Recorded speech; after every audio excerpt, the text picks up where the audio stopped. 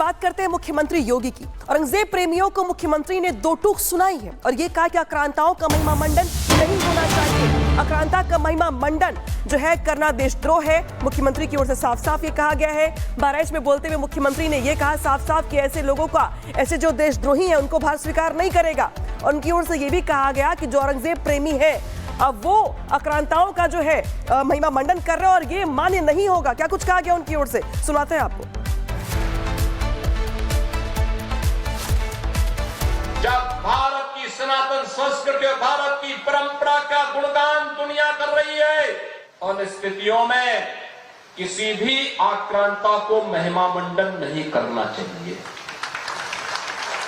आक्रांता का महिमा मंडन का मतलब देशद्रोह की नींव को पुख्ता करना और स्वतंत्र भारत ऐसे किसी देशद्रोही को स्वीकार नहीं कर सकता है।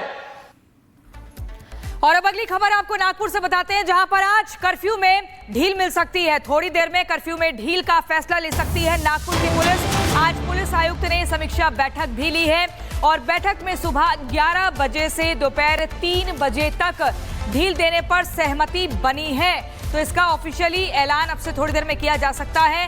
नागपुर में आज कर्फ्यू में ढील मिल सकती है क्योंकि बीएनएस की धारा 163 लागू की गई थी। इसके अलावा जगह जगह कर्फ्यू लग गया था। वहां पुलिस की मुस्तैदी दिख रही थी, लेकिन अब कुछ नियमों में ढील मिल सकती है। कर्फ्यू में ढील का फैसला ले सकती है नागपुर की पुलिस। ये बड़ी खबर आपको बता रहे हैं और इसी खबर पर हमारे संवाददाता जतिन हमारे साथ जुड़ गए हैं।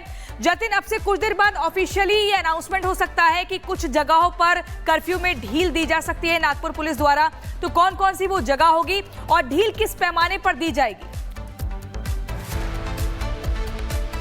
बिल्कुल, देखिए, जिन 10 पुलिस स्टेशन में कर्फ्यू इंपोज किया गया था हिंसा के बाद से, उसी को लेकर समीक्षा बैठक जो है वो आज की गई थी। और उस बैठक में ये तय किया गया कि कुछ रिबेट दी जाएगी, कुछ छूट दी जाएगी और एक समय सीमा तय की गई है कि सुबह 11 बजे से लेकर दोपहर को 3 बजे तक ये छूट देने की जो बात है वो एडमिनिस्ट्रेशन द्वारा की जा रही है। संभवतः शाम तक इसको लेकर जो तैयारियां हैं और जो ऐलान है ऑफिशियली वो कर दिया जाएगा, ताकि लोगों के मन में भी एक मैसेज जाए कि जो नागपुर की स्थिति 17 तारीख को थी, अब वो स्थिति सामान्य हो रही है और नागपुर अपनी पटरी पर वापस लौट रहा है। और यही कारण है कि रिबेट दी जा रही है। और दूसरा सबसे बड़ा कारण यह भी है कि कल फ्राइडे है, जुमे की नमाज होगी, नमाज अदा करने लोग निकलेंगे, तो उनके मन में भी एक मैसेज जाएगा कि सब कुछ ठीक है, आप इजीली अपनी मस्जिद में जा सकते हैं। और यही कारण है कि जो टाइमिंग इसके अंदर रखा गया वो सुबह 11 बजे से लेकर 3 बजे तक का रखा गया, क्योंकि जुमे की नमाज अमूमन देखी जाती है कि 1 से लेकर 2 बजे के बीच में अलग अलग मस्जिदों में पढ़ी जाती है। तो ये फैसला एडमिनिस्ट्रेशन द्वारा लिया गया है ताकि जो शांति का माहौल पिछले 2 दिनों से बना हुआ है वो शांति और आगे बढ़ती रहे,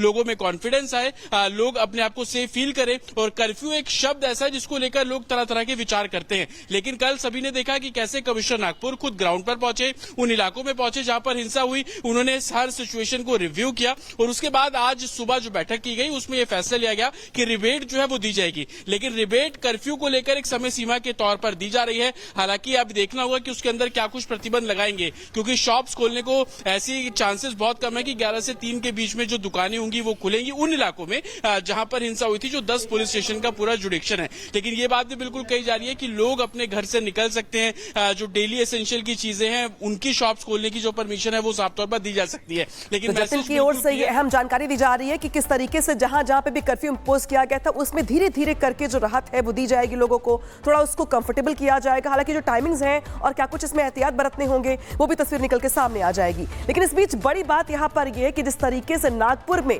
हिंसा की आग में झोंकने का प्रयास किया गया पूरे नागपुर को, उसको लेके महाराष्ट्र के मुख्यमंत्री देवेंद्र फडणवीस भड़के हुए हैं और इनकी ओर से साफ साफ ये ऐलान किया गया कि जो दंगाई हैं, जो अपराधी हैं, अगर कब्र में भी छिप जाएंगे तो उन्हें वहां से भी खोदकर बाहर निकाला जाएगा और सबका बराबर हिसाब किया जाएगा। रिपोर्ट दिखाते हैं आपको।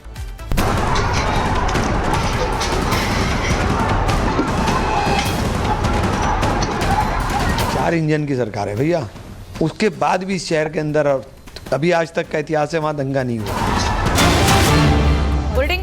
बड़ी खबर आपको बता दें, रिपब्लिक भारत से ने आदित्य ठाकरे से सवाल पूछे। ये बड़ी खबर आपको बता रहे हैं, आदित्य पर जो एफआईआर करने की बात की जा रही है, आप उस पर क्या कहना चाहेंगे? क्योंकि ये आप पर आरोप लगे हैं कि आप उस रात मौजूद। अरे अभी तो सब मैंने जवाब तो दिया। आइए, तो मराठी में समझ में नहीं आया, एक बार प्लीज। अरे ट्रांसलेट कीजिए, आप महाराष्ट्र में हो। आइए। प्लीज एक बार, आप वहाँ पर मौजूद थे या नहीं थे उस दिन जो एफआईआर दर्ज करने की जो अभी मांग? तो मैंने सारे प्रेस कॉन्फ्रेंस को दिया, अभी मराठी ट्रांसलेट कीजिए, मैंने हिंदी भी बात की। आप मौजूद थे या नहीं थे, बस इतना बता दीजिए। चलो बाबा मैडम चलो। तो आदित्य ठाकरे हमारे साथ थे, जिनसे हमने बातचीत करने की कोशिश की। उनका कहना है कि प्रेस कॉन्फ्रेंस में वो अपने जो तमाम सवालों के जवाब हैं वो दे चुके। आरोप लगे हैं कि आप उस रात मौजूद। अरे अभी तो सब मैंने जवाब तो दिया। आइए। तो मराठी में समझ में नहीं आया, एक बार प्लीज। अरे ट्रांसलेट कीजिए, आप महाराष्ट्र में हो। आइए। प्लीज एक बार, आप वहाँ पर मौजूद थे या नहीं थे उस दिन जो एफआईआर दर्ज करने की जो अभी तो मांग? मैंने सारे प्रेस कॉन्फ्रेंस को दिया, अभी मराठी ट्रांसलेट कीजिए, मैंने हिंदी भी बात की। आप मौजूद थे या नहीं थे, बस इतना बता दीजिए। चलो बाबा मैडम चलो। तो आदित्य ठाकरे हमारे साथ थे, जिनसे हमने बातचीत करने की कोशिश की। उनका कहना है कि प्रेस कॉन्फ्रेंस में वो अपने जो तमाम सवालों के जवाब हैं वो दे चुके। आरोप लगे हैं कि आप उस रात मौजूद। अरे अभी तो सब मैंने जवाब तो दिया। आइए। तो मराठी में समझ में नहीं आया, एक बार प्लीज। अरे ट्रांसलेट कीजिए, आप महाराष्ट्र में हो। आइए। प्लीज एक बार, आप वहाँ पर मौजूद थे या नहीं थे उस दिन जो एफआईआर दर्ज करने की जो अभी तो मांग? मैंने सारे प्रेस कॉन्फ्रेंस को दिया, अभी मराठी ट्रांसलेट कीजिए, मैंने हिंदी भी बात की। आप मौजूद थे या नहीं थे, बस इतना बता दीजिए। चलो बाबा मैडम चलो।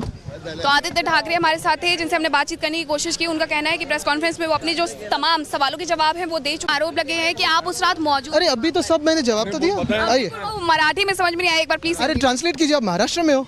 आइए। प्लीज एक बार, आप वहाँ पर मौजूद थे या नहीं थे उस दिन जो एफआईआर दर्ज करने की जो अभी तो मांग? मैंने सारे प्रेस कॉन्फ्रेंस को दिया, अभी मराठी ट्रांसलेट कीजिए, मैंने हिंदी भी बात की। आप मौजूद थे या नहीं थे, बस इतना बता दीजिए। चलो बाबा मैडम चलो। तो आदित्य ठाकरे हमारे साथ थे, जिनसे हमने बातचीत करने की कोशिश की। उनका कहना है कि प्रेस कॉन्फ्रेंस में वो अपने जो तमाम सवालों के जवाब हैं वो दे चुके। आरोप लगे हैं कि आप उस रात मौजूद। अरे अभी तो सब मैंने जवाब तो दिया। आइए। तो मराठी में समझ में नहीं आया, एक बार प्लीज। अरे ट्रांसलेट कीजिए, आप महाराष्ट्र में हो। आइए। प्लीज एक बार, आप वहाँ पर मौजूद थे या नहीं थे उस दिन जो एफआईआर दर्ज करने की जो अभी तो मांग? मैंने सारे प्रेस कॉन्फ्रेंस को दिया, अभी मराठी ट्रांसलेट कीजिए, मैंने हिंदी भी बात की। आप मौजूद थे या नहीं थे, बस इतना बता दीजिए। चलो बाबा मैडम चलो। तो आदित्य ठाकरे हमारे साथ थे, जिनसे हमने बातचीत करने की कोशिश की। उनका कहना है कि प्रेस कॉन्फ्रेंस में वो अपने जो तमाम सवालों के जवाब हैं वो दे चुके। आरोप लगे हैं कि आप उस रात मौजूद। अरे अभी तो सब मैंने जवाब तो दिया। आइए। तो मराठी में समझ में नहीं आया, एक बार प्लीज। अरे ट्रांसलेट कीजिए, आप महाराष्ट्र में हो। आइए। प्लीज एक बार, आप वहाँ पर मौजूद थे या नहीं थे उस दिन जो एफआईआर दर्ज करने की जो अभी तो मांग? मैंने सारे प्रेस कॉन्फ्रेंस को दिया, अभी मराठी ट्रांसलेट कीजिए, मैंने हिंदी भी बात की। आप मौजूद थे या नहीं थे, बस इतना बता दीजिए। चलो बाबा मैडम चलो। तो आदित्य ठाकरे हमारे साथ थे, जिनसे हमने बातचीत करने की कोशिश की। उनका कहना है कि प्रेस कॉन्फ्रेंस में वो अपने जो तमाम सवालों के जवाब हैं वो दे चुके। आरोप लगे हैं कि आप उस रात मौजूद। अरे अभी तो सब मैंने जवाब तो दिया। आइए। तो मराठी में समझ में नहीं आया, एक बार प्लीज। अरे ट्रांसलेट कीजिए, आप महाराष्ट्र में हो।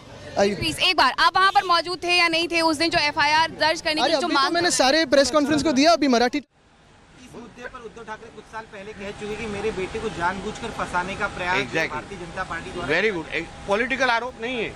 उसके खुद के पिताजी भी अभी गलत बोल रहे हैं क्या? प्लस अभी कल किशोरी पेडनेकर ताई ने किधर तो फोनो देते हुए कहा है कि उसके माँ बाप ने पैसे मांगे। आप पढ़िए उनका, सुनिए उनका फोनो है। तो वो भी एक केस दायर करना चाहिए कि ऐसे उसके माँ बाप के ऊपर क्यों आरोप कर रहे हैं लोग। वो क्या कर रहे थे पेडनेकर ने? किशोरी पेडनेकर किसके पार्टी की मेयर है थी? तो उद्धव जी को अगर लगता है हम लोग सब लोग पॉलिटिकल आरोप कर रहे हैं, तो फिर उन्होंने राणे साहब को क्यों फोन किया और बोला कि मेरे बेटे को बचाओ इसमें?